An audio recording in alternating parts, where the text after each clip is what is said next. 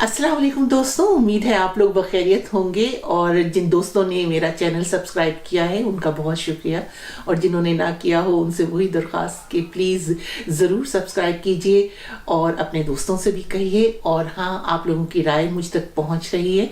मेरी पूरी कोशिश होती है कि मैं आप लोगों से राब्ते में रहूं और आप जहां तक मुमकिन हो आपको जवाब दूं।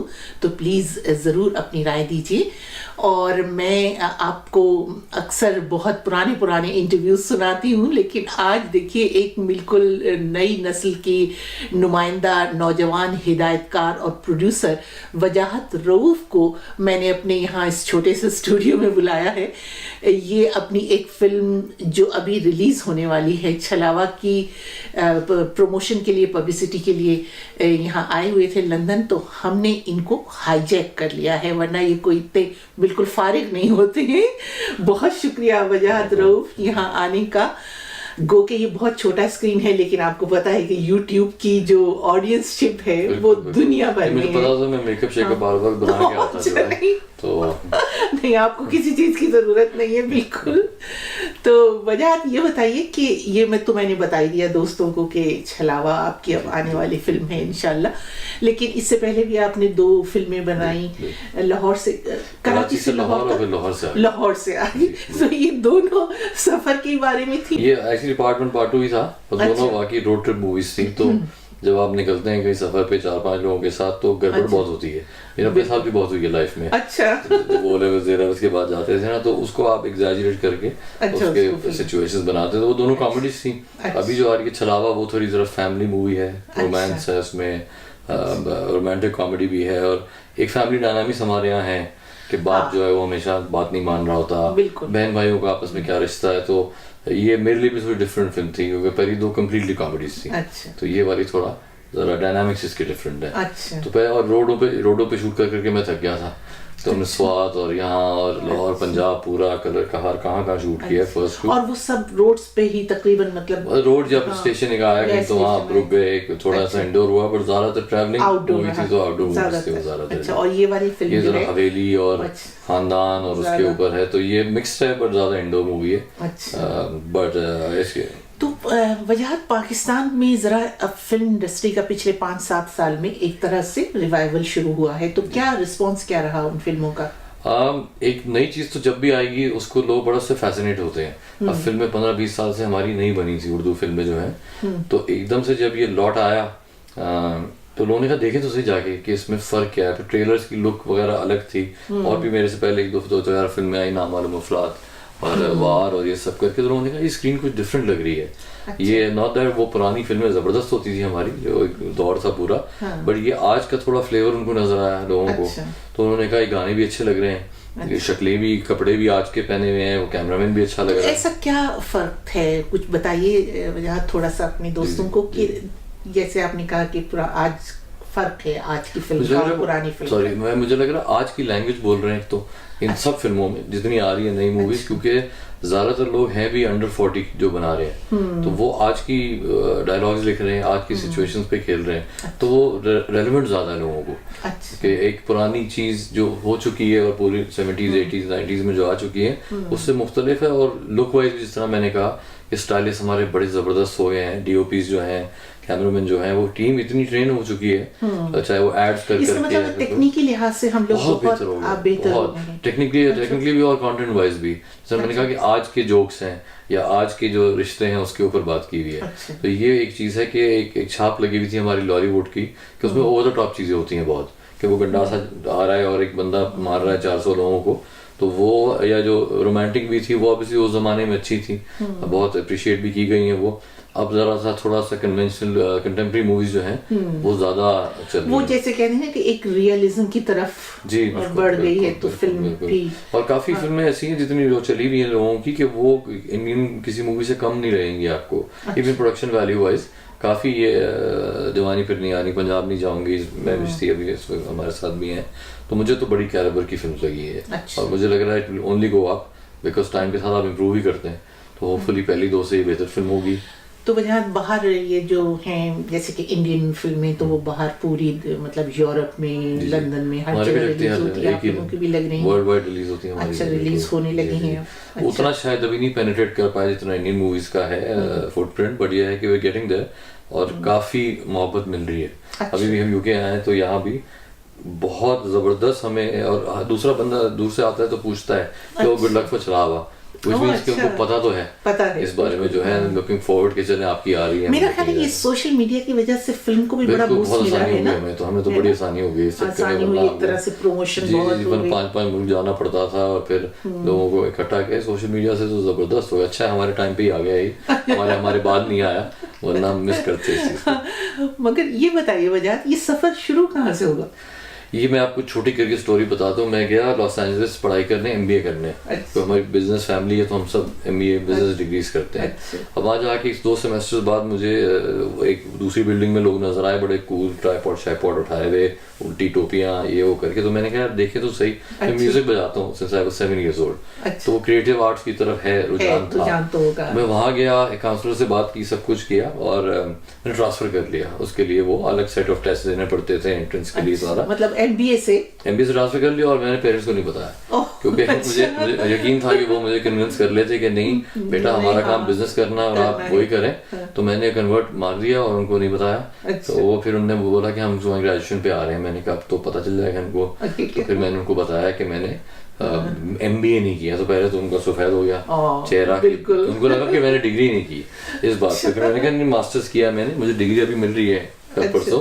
तो फिर उनको सुकून आ गया थोड़ा सा। अब जब मैं पढ़ के आया वो चीज करके, तो फिर एक था कि उस क्राफ्ट को आप यूज करें, अपनी जो आपने ट्रेनिंग ली है जिस फील्ड के अंदर उसको यूज करें। तो ये प्राइवेट चैनल 2001-2002 में आने शुरू हुए। बस वहाँ स्टेप इन द डोर था। तो ड्रामे किए बहुत सारे, लिखे भी, म्यूजिक शोज, जो whatever I could get my hands on, जो काम मिल रहा था वो किया। और फिर आहिस्ता आहिस्ता आप ग्रो करते हैं, आप सिलेक्टिव होते हैं, आप नई नई चीजें करते हैं जाके। तो डिग्री खास तौर से किसने की? डिग्री मैंने इसमें टीवी और फिल्म मेरा मेजर था। मास कम्युनिकेशन की डिग्री थी।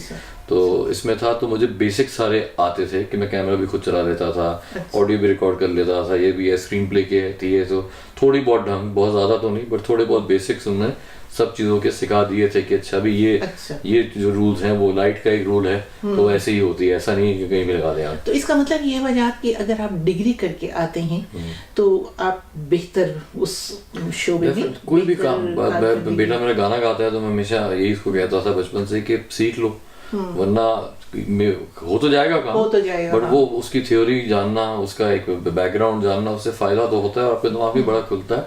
और तो मैं ये भी साथ में कहूँगा कि आज का ज़माना चेंज हो गया है। मुझे भी 15 साल हो गए, बट आज के जो ऑनलाइन इतने मास्टर क्लास और ये वो है कि आपने वो लेनी है 25-30 क्लासेस और आप यू डन। कोई ऐसा कोई साइंस नहीं है। और फिर ऑन जॉब ट्रेनिंग, आप एडी बन जाए 3-4 फिल्मों में और अगली फिल्म आप डायरेक्ट कर ले आके, तो वो तो लोग अच्छी टीम हो तो आप सीख जाते हैं। तो जरूरी नहीं है, मैं ये कह रहा हूँ बहुत अच्छा है कि आप पढ़ लें, जबरदस्त है। बड़ा ज्यादा अच्छे लोगों के साथ काम करें तो वो सीख जाएंगे। जो पुराने जमाने नहीं होता था कि उस्ताद है हमारे, तो उस्तादों से सीखना चाहिए और जबरदस्त है सारा सीन। बट अच्छा ये है कि हर साल फिल्में बढ़ रही हैं। और लोगों का बड़ा रुझान हो गया है कि ये एक एक्टिविटी हो गई है पाकिस्तान में और आई एम श्योर यहाँ भी, कि पहले सिर्फ खाना खाना होता था बाहर, कि भाई हम डिनर पे जा रहे हैं, क्या प्लान है, वीकेंड आए डिनर पे जा रहे हैं। अब होता है नहीं यार फिल्म देखने चलते हैं और वहीं मॉल में खाना खा लेंगे या वहीं कुछ का कुछ कर लेंगे या।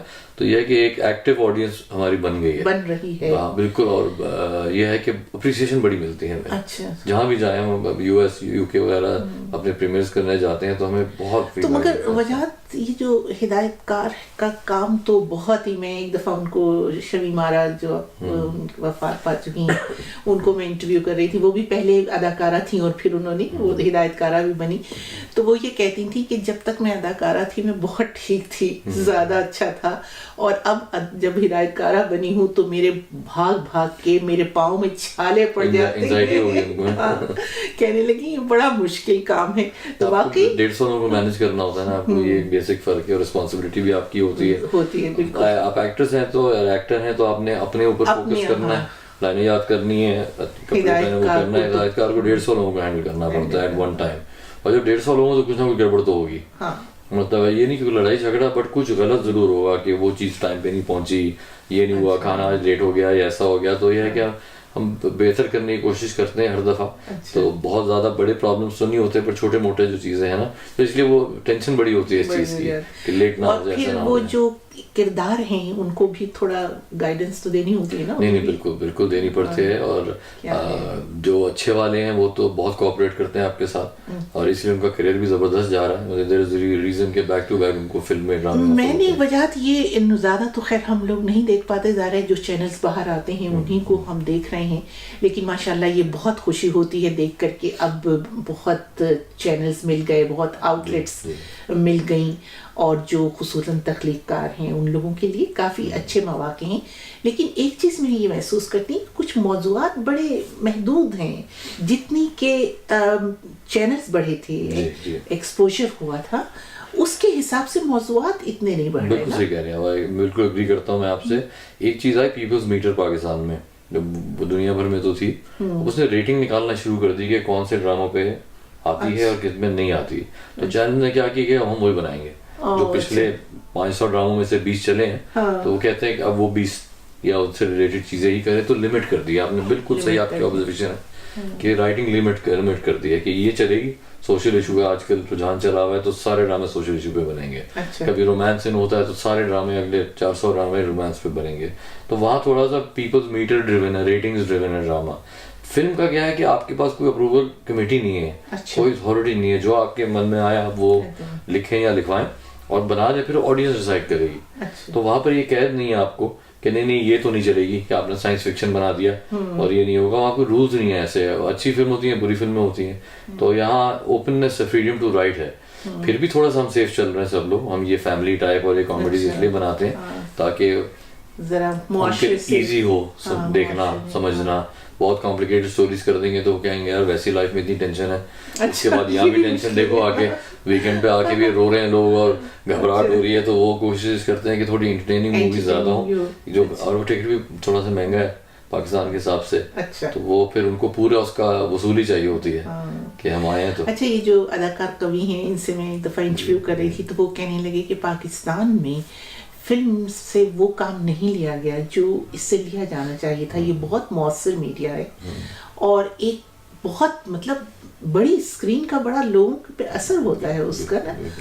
तो क्या अब लगता है कि वो चीज़ आ गई, आप लोग मीडिया से, फिल्म की स्क्रीन से कुछ मतलब जैसे सोशल सब्जेक्ट्स हैं, कुछ टेबूज हैं, उनको कुछ कोशिश कर रहे हो कि हम इस पे बात करें, इसमें कुछ लोगों को थोड़ी सी एंटरटेनमेंट तो जाहिर है बुनियादी चीज़ है किसी भी फिल्म की, लेकिन उसके साथ कुछ इस तरह से कोई थोड़ा... मुझे कहना तो ये चाहिए कि यस होता है और करना चाहिए, लेकिन अगर असल सच जवाब दूं तो ऐसा नहीं हो रहा। कोई मैसेज ड्रिवन चीज़ ऐसा सच नहीं बन रही अभी। एंटरटेनमेंट पे ज़रा फोकस ज़्यादा है कि बस फिल्म चल जाए किसी तरीके से, लोग एक्सेप्ट कर लें, अप्रिशिएट कर लें, तो लोग रिस्क नहीं लेते।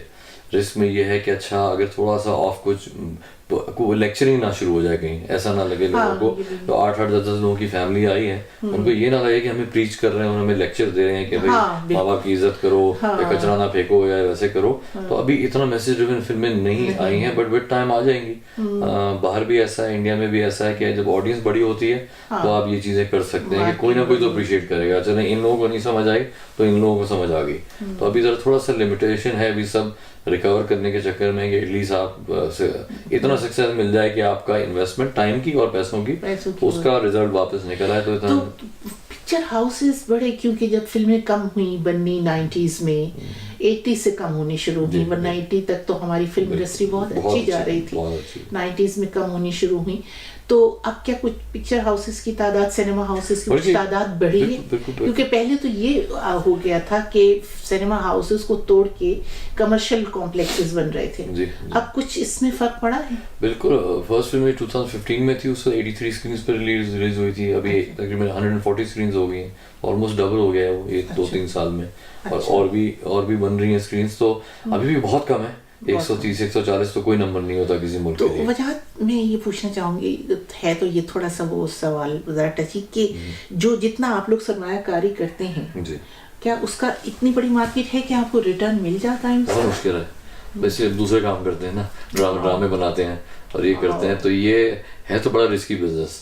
ये होता है सिर्फ ये पैशन का काम है, इसमें आप नहीं देखते कि हिसाब किताब क्या है और क्या हो। हाँ बहुत अच्छा होगा, पैसे बन जाए, किसको नहीं पसंद होंगे, बट ये है कि इसमें आप सर पे वो बांध के आप कफन कहते हैं कि आप अगर गया तो गया और फिर कहीं और से रिकवर कर लेंगे हम, ड्रामे बना के और ये वो करके। मतलब इसमें अगर पैशन नहीं तो आप कुछ नहीं कर सकते। पैशन नहीं है तो ये बिजनेस तो अच्छा नहीं है, इतना वायबल नहीं है। अच्छा। क्योंकि बहुत महंगी फिल्म बनती है और फिर स्क्रीन इतनी कम है कि आपका रिटर्न बहुत कम फिल्मों पे आता है। लेकिन बाहर के मुल्कों में अगर करके 40-40 हजार स्क्रीन हैं, 30,000, तो वहाँ तो मैं ये कह रहा हूँ यू फाइंड एन ऑडियंस आपको, और जिस टाइप की भी फिल्म बना ले लोग हमेशा वो देखने को तैयार होते ही हैं, एक certain group of people. But ये है कि वायबिलिटी मुश्किल है फिल्म बनाने की।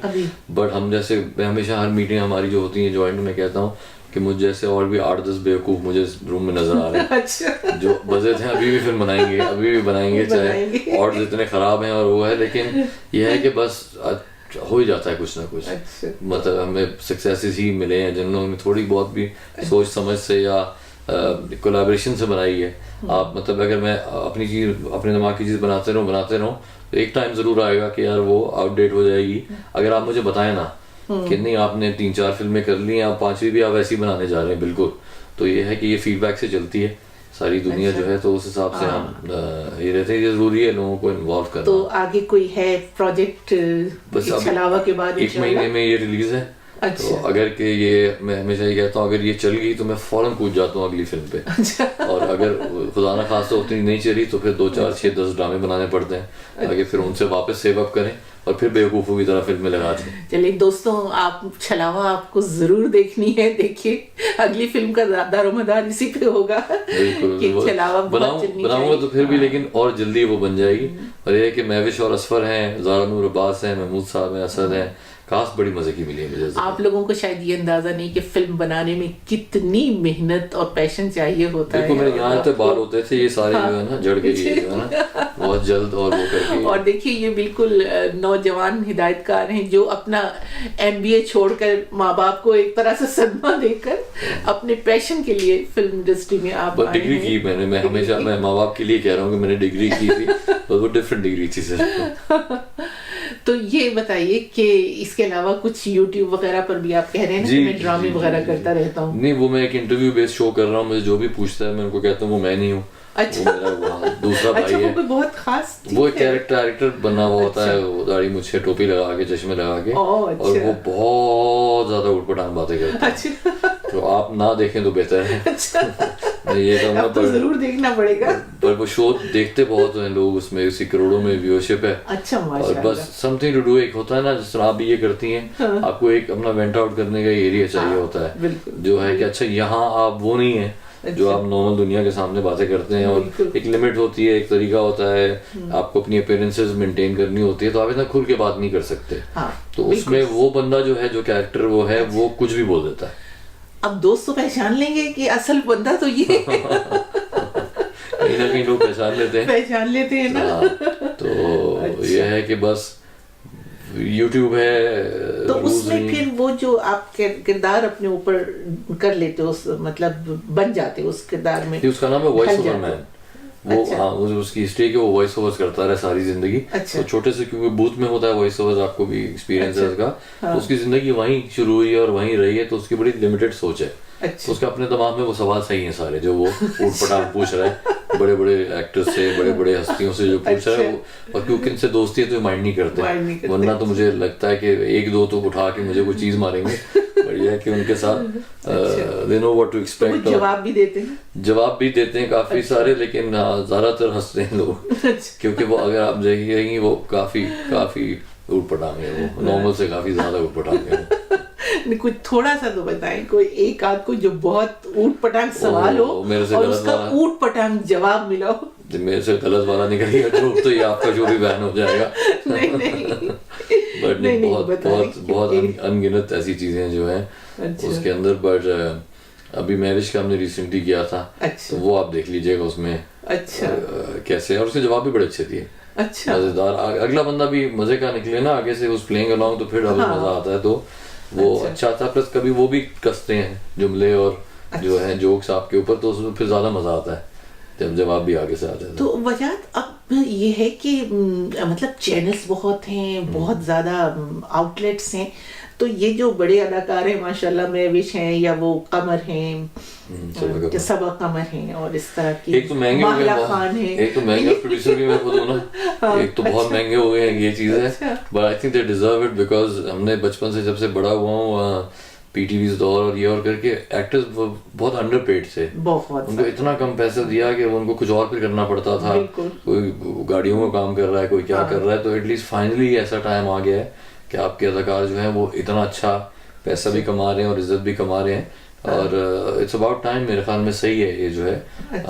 हम वायबिलिटी ढूंढ लेते हैं आगे फिर जाके करके, बट ये है कि एक तो ये बात है जो मजाक में मैंने खर्च कह दिया कि महंगे हो गए, बट प्रोफेशनल है। नहीं, वो तो जाहिर है कि महंगे तो मुझे यकीन है कि हुए होंगे, क्योंकि माशाल्लाह से डिमांड बढ़ गई ना मार्केट में। मैं बड़ा लकी रहा हूँ, और ये बिल्कुल सच बात करता हूँ, मुझे अभी तक कोई डिफिकल्ट 15-16 सालों में डिफिकल्ट अदाकार नहीं मिला। तो तंग करते हैं ना कि मेरा वो जूस नहीं आया तो मैं सीन नहीं कराऊंगा, या बहुत ज्यादा कोई अनरीजनेबल डिमांड करे, मैं I was very very lucky, मुझे कोई ऐसा नहीं टकरा अब तक जो है। बड़े हम्बल लोग मिले, बड़े काम करने वाले लोग मिले जिनको काम में ज्यादा इंटरेस्ट है, और ये है कि वो सुबह 7 बज रहे हो या 9 बज रहे हो, जंगल हो या पहाड़ हो, सर्दी हो जैसी हो, वो खड़े एक टांग पे खड़े हुए होते हैं। तो मैं बड़ा लकी रहा हूँ। चलिए, ये तो बड़ी अच्छी बात है कि एक तरह से प्रोफेशनलिज्म बहुत आ गई है। अब मेरे कहने पे मुझे कोई मिल ना जाए ऐसा अजियत देने वाला इनका, मैं जो बोलता हूँ असफर कहते हैं तो आपकी काली जुबान है, अब जो कहते हो वो हो जाता है, तो मुझे नहीं कहना चाहिए। तो बजात आप जो इसमें आए हो हिदायतकारी में, डायरेक्शन में, एक बहुत मुश्किल फील्ड है ये, कोई था ज़हन में कोई बहुत बड़ा कोई डायरेक्टर वगैरह जिससे एक होता है ना कि इंस्पिरेशन मिलती है इंसान को, ऐसा कोई था? वो मैं लॉस एंजल्स रहता भी था, तो वो इंस्पिरेशन वहाँ की तो बड़ी थी। वहाँ जो बड़े बड़े डायरेक्टर हैं, जेम्स कैमरन से लेके और मार्टिन स्कोर्सेज़ी, फिर लेटर ऑन क्रिस्टोफर नोलन आए हैं जो बहुत बहुत मुझे वो इम्प्रेस करते हैं। और पाकिस्तानी जो रिसेंट अभी है, पहले तो सईद नूर साहब वगैरह बहुत ज़बरदस्त डायरेक्टर थे, हिदायतकार। अब नदीम बेग एक बहुत अच्छे डायरेक्टर हैं, नबील कुरैशी बहुत अच्छे हैं। जो एक्टर थे नहीं, ये दूसरे हैं, ये अच्छा, मैं यही समझती हूँ कि ये वही नदीम बेग। हाँ, ये डायरेक्टर है, ये एक्टर नहीं है। अच्छा, वो बड़े मुझे उनका काम पंजाब नहीं जाऊंगी उनने की थी, जवानी फिर नहीं आनी, दोनों फिल्में उनने की थी। नबील बहुत अच्छा है, नबील कुरैशी, हाँ जी, वो एक्टर इन लॉ और वो फिल्में, तो इनके साथ भी आप अपने कुलीग से भी इंस्पायर हो जब, तो ये बहुत अच्छी चीज लगती है कि ठीक है, लोग समझते हैं कंपटीशन है, वो तो है, फिल्मों का आपस में होता है कि इसने कितना बिजनेस किया, इसने कितना किया, पर ये कि अगर आपकी एडमिरेशन भी साथ हो के क्या बड़ा अच्छा काम कर रहा है, करता है ये, तो फिर और अच्छा है। अच्छा, कि आप सीखे भी उनसे और म्यूचुअली आप अप्रिशिएट भी करें एक दूसरे को, तो इससे अच्छी फीलिंग क्या हो सकती है। कि आप किसी का मैसेज आ जाता है कभी ना कि ये बड़ा अच्छा लगा, अभी हमारा ट्रेलर आया तो बहुत सारे कोलीग्स का मैसेज आया, तो वो मैं कहता हूँ बस अब वर्थ हो गया फिल्म बनाना, जो ये मिल रही है एडमिरेशन ना, तो अब चले ना चले जैसे भी अल्लाह मालिक है, लेकिन क्या है कि ये बज़ और ये फीलिंग बड़ी अच्छी है।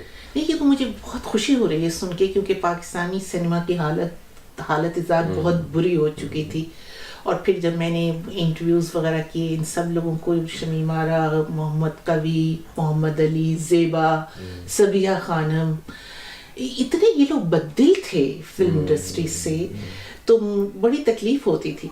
और मतलब सबिया खानम से मैंने पूछा कि आप, उनके शौहर संतोष कुमार इतने बड़े, उनके जो वो थे देवर दर्पण, और खुद सबिया, मैंने कहा कि आप लोगों के बच्चे क्यों नहीं आए इसमें फिल्म इंडस्ट्री में? तो उन्होंने कहा कि कभी नहीं मैं चाहूंगी कि मेरे बच्चे इधर आए इसमें, इतने बददिल हो गए थे। तो वो लग रहा है कि वो माहौल अब आप लोगों ने आके नए यंग जनरेशन में माशाल्लाह बदल दिया। एक्टर्स आई होप खुश हैं। पहले जिस तरह आपने बताया, आई थिंक एक निज़ाम ही नहीं था, एक प्रोफेशनलिज्म या एक जो डायनामिक्स होते हैं इंडस्ट्री के, वो शायद डाउनफॉल पे चले गए, गिर गए स्टैंडर्ड्स, पैसों का भी मैंने बताया कि बहुत कम थे, इसको एक्सेप्ट नहीं किया हमारी सोसाइटी ने, बिल्कुल नहीं किया था। बट अब वो सोशल मीडिया की वजह से बड़ी ओपननेस आ गई है। अब चल कंजर्वेटिव सोसाइटीज हैं हमारी, शुरू से है, बट अब थोड़ी ओपननेस आ गई है कि नहीं हमारी अपनी फिल्में, हमारे अपने अदाकार हैं, इनको जाके देखें, सपोर्ट करें। पाकिस्तान फिल्में बड़ा बिजनेस करती हैं, इंग्लिश और इंडियन के सामने ज़्यादा बिजनेस कर रही होती हैं। अच्छा। तो ये है कि उनको बड़ा दिल है कि हमारे अपने अदाकारों को हम जाके बड़ी स्क्रीन पे देखें, उस ग्लैमर के साथ, उन चीज़ों के साथ, जो चीज़ पहले उन्होंने नहीं देखी हुई है। मतलब टेक्निकली वो फिल्म में कंटेंट वाइज बहुत अच्छी थी, बट टेक्निकली उनका इतना मैच नहीं था बाहर की फिल्मों से। अब मुझे लग रहा है वो करीब आ गया है गैप बहुत। अब मैंने एक फिल्म देखी थी केक, हाँ बड़ी अच्छी फिल्म, बहुत ही अच्छी थी और बड़ी नेचुरल, वही वाली बात है ना कि बिल्कुल आम जिंदगी की जी, रिलेट करता है इंसान की हर कैरेक्टर बड़े से। अच्छे एक्टर्स थे, हाँ, डायरेक्शन बड़ी अच्छी थी हाँ। तो ये है कि बस इम्प्रूव कर रहे हैं और दुआ करें और इम्प्रूव करें हम, इंशाल्लाह। और ऑडियंस बढ़ाएं। दोस्तों आपने सुना वजाहत रऊफ को कि कितनी सपोर्ट चाहिए इन लोगों को। ये जो क्रिएटिव लोग हैं, तख्लीककार हैं, इनको उतना रिटर्न नहीं मिलता है मार्केट से, उतना पैसा नहीं मिलता है, कि कोई वायबिलिटी नहीं है इतनी ज़्यादा, लेकिन आप लोगों की हौसला अफजाई सपोर्ट की इन लोगों को बहुत ज़्यादा ज़रूरत है। और आप छलावा ज़रूर देखिएगा ताकि वजाहत उसके बाद फिर कोई फ़ौरन अच्छी सी फिल्म बनाए आप लोगों के लिए। वजाहत बहुत शुक्रिया कि आप आए और आपसे बातचीत हुई, बहुत मज़ा आया। और आपका वो प्रोग्राम अब मुझे देखना पड़ेगा, प्लीज ना देखिए वो। अच्छा, उसके बाद फिर आप मुझे शायद वापस ना बुलाएं अपने इंटरव्यू में। तो दोस्तों अब ज़रूर अपनी राय दीजिएगा और अपना बहुत ख्याल रखिएगा। खुदा हाफिज। Thank you.